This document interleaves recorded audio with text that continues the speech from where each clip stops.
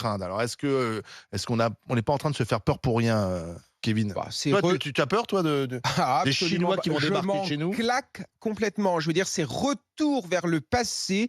Monsieur Macron revient sur son monte-un-ventin, en train de nous raconter qu'on est en train de vivre un moment qui va être encore compliqué. En fait, ce gouvernement n'agit que par la peur. C'est la politique de la peur. On l'a vu avec les coupures d'électricité, où on nous racontait « Attention, vous allez être privé d'électricité, ça va être horrible ». Et là, on nous refait la même chose avec le Covid-19. Ça n'a strictement aucun sens. En outre, pour que cela soit efficace, il faut que la mesure soit prise au niveau Eh oui. européen.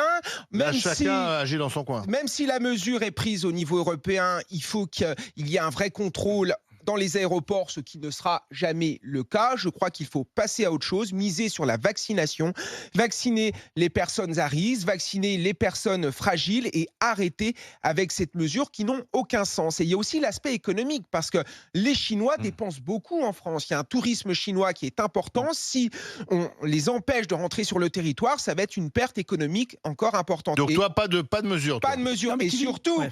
ce qui est essentiel, c'est quand même la santé de notre système de santé. Je veux dire, là, on nous met en avant des blocages. La vérité, c'est que notre système de santé est incapable de faire face à des épidémies. C'est ça la véritable question. Depuis 2016, une suppression de plus de 20 000 lits, ce n'est pas acceptable. Donc, Monsieur Macron, au lieu de nous refaire peur, qu'il agit sur notre système de santé, qu'il recrée des lits et qu'il fasse en sorte que notre hôpital public soit à la hauteur de ce que l'on paye à travers nos impôts. Non, Je mais ça suis empêche-